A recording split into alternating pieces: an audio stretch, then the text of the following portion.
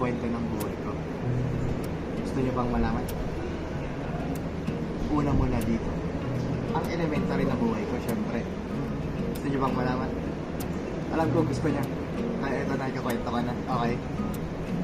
Noong unang panahon, nung ako ay elementary na estudyante, syempre, una muna dito ang masaya na papart na kwento ko. Okay? Ito kasi yun. Dito, ako, nag-start mag-badminton. At hanggang ngayon, nag-badminton pa rin ako. Dito ako masaya. Ito na, kakwento ko na. Kasi nung elementary, niyaya ako ng pinsan ko mag-badminton. Tapos yun, tinalo ko siya. Oh my God! Wow! Ibig sabihin, ang galing ko, man.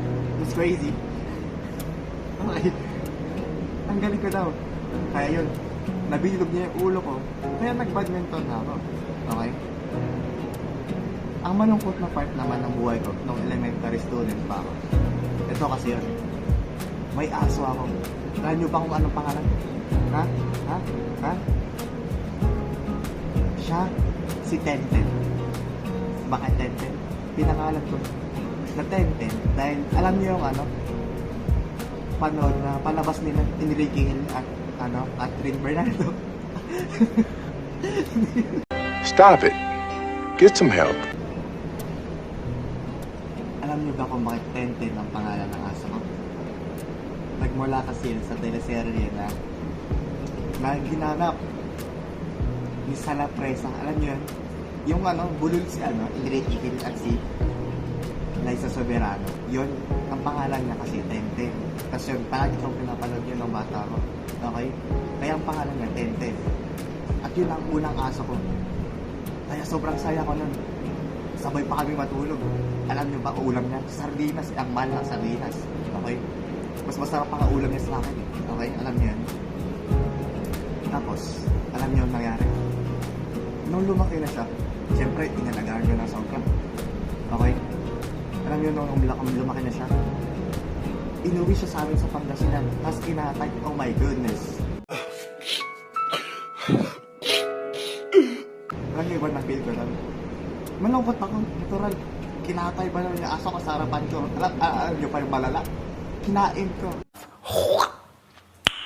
Nice. Oh, sheesh!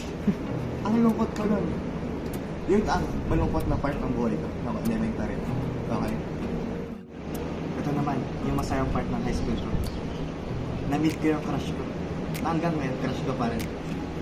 Alam niyo yung pangalan niya? Sabihin ko na? Charot, wag na. Na-meet ko siya pa rin. Ang ganda-ganda niya. Tapos yun, nag-inspiration ko siya. Kaya ako nag-college kasi nag-college rin siya. Okay? Ito naman yung malungkot na part ng buhay ko. Alam niyo ba sa research namin, naka-70 na yun ako. I feel that first time ko maka-70. Oh my God, na-depress ako na. Wait ka lang. Yun ang kwento ng high school ko. Ito naman, ang present na life ko. Kukwento ko na ngayon. Ang present na life ko, syempre masaya muna. Alam niyo ba, natanggap ako dito sa BSC bilang varsity ng badminton. Ang saya ko nun. Goods yun. Ang malungkot naman na part, nakatrace ako, pre. Nakatrace. First time in forever. Siyempre, first year high school, ay, college pa lang ako. Kaya goods lang yun.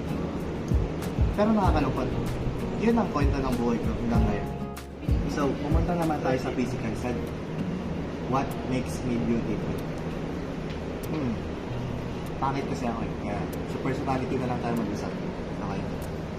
What makes me beautiful?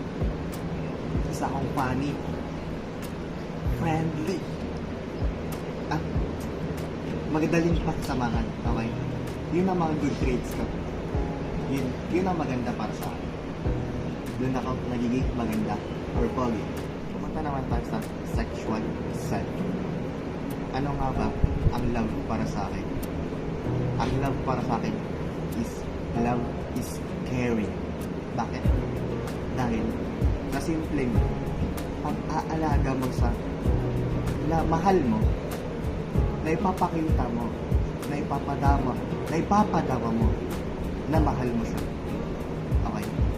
Dahil sa simpleng pag-aaruga mo, pagkakaroon ng pakialam mo sa kanya, napapadama mo sa kanya na mahal mo siya. Kahit di mo sabihin sa kanya na mismo na mahal mo siya.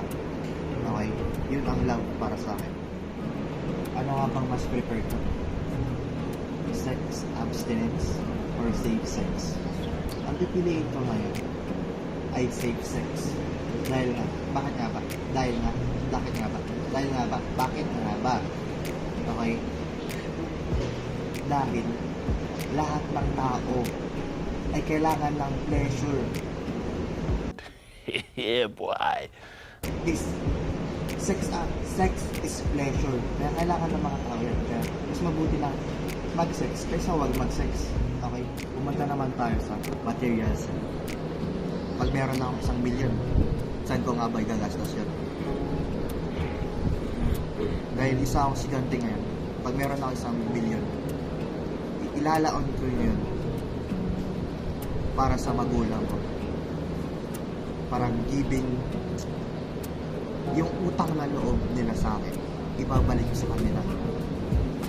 I-spend ko sa kanila, papagawa ko sila ng bahay, pagkain na maayos, luho nila, damit.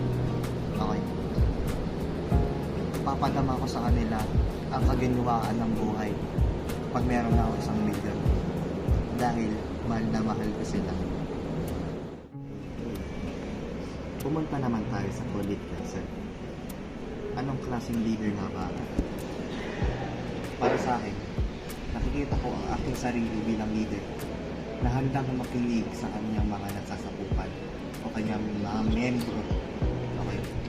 Dahil di porket na leader ka, na dapat ang nasusunod. Bakit yun? Kapag isang leader, dapat may responsible ka. At the same time, handa ka makinig sa mga miyembro mo para nagkakaroon ng mutual benefits. Nakikinabang ka sa mga miyembro mo at nakikinabang rin sila sa pamumuno mo. Okay? Ganon ako bilang isang leader. Next naman is ano nga ba ako bilang isang follower? Madaldal akong tao, kaya ang dami kong suggestion kapag isa akong follower. Kaya at gusto ko rin na nakikinig sila sa akin, lalo na ang leader. Dahil naiinis ako kapag di nasusunod yung idea ko. Pero handa rin naman ako magpakumbaba kapag mali ako dahil isang follower. Tapos, kapag follower ka, dapat sumusunod ka. Kaya, bilang isang follower, palagi akong sumusunod kung ano nga ba ang napag-usapan o napagplanuhan ng grupo na yun. Anong rason nga ba kung ba't ako nabubuhay? O ano nga ba ikigay ko? Para kanino ba ako bumabangon?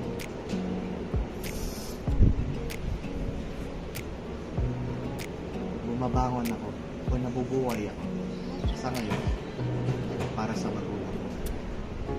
Dahil gusto ko sila maiyaman sa kahirapan.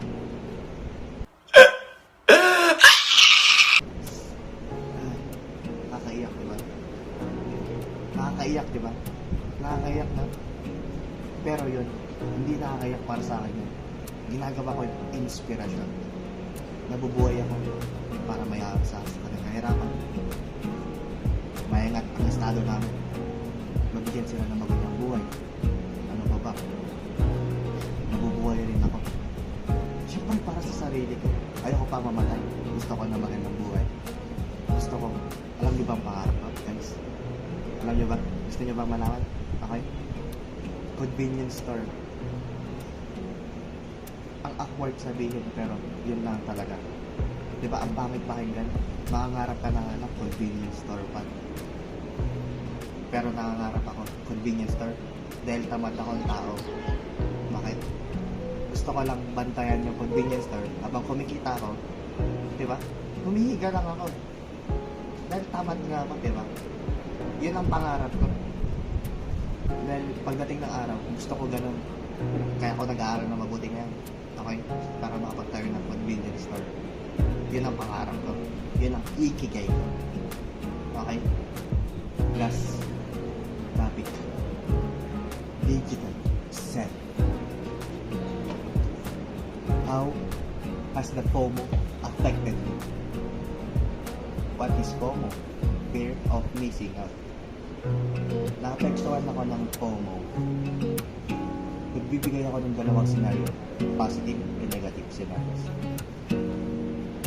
Naapektuhan ako ng maganda ng FOMO na tumalo o magsolo. Tumayo sa aking sariling paa. Nabigyan ako nito ng independence. Parang wag mag-rely sa iba. Ganun ako naapektuhan ng FOMO in a positive way. And the negative way is that minsan sa sobrang loneliness ko o napag-iiwanan ako outcast, parang yung utak ko ayaw na lang mag-socialize. Parang gusto ko na lang mapag-isa palagi gamit ang cellphone ko at huwag na makipag-usap sa iba. Parang yung ugali ko naging walang pakialam sa iba, gano'n na lang. At selfish pa. Once na ako na lang mag-isa, ako na lang, wala na akong pakialam sa iba. Ibang tao, ang toxic. Ganun ako minsan. Pag sinusuko, yun lang. Ako si Michael Anderson. Laro ako, Corpus. Okay? Ako ay taga Baguio. At alam nyo ba kung anong meaning ng pangalan ko? Kung saan ito nagmula? Siyempre hindi. I-share ko na sa inyo ngayon. Ang Michael ay nagmula kay Michael Jackson. I've been a dream sa malaman. Yun yan. Dahil, idol ng tatay ko si Michael Jackson. Okay? At doon nagmula ang pangalan ko. Next naman, ano nga ba ang motto ko? Ito yun. Don't change your sail. Stop it. Get some help. At next naman, ano nga ba ang motto ko? Ito yun. Don't change your shape. Instead, refine your shape.